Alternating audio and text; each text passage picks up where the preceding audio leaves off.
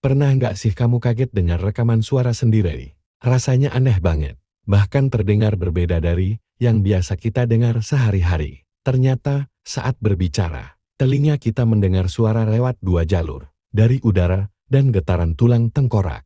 Getaran itu bikin suara terdengar lebih bulat dan berat di kepala kita. Tapi saat direkam, yang tertangkap hanya suara dari udara, tanpa tambahan resonansi tulang tadi. Itulah kenapa hasil rekaman terasa asing dan berbeda. Jadi sebenarnya, suara rekaman itu justru menggambarkan suara asli kita yang benar-benar didengar orang lain.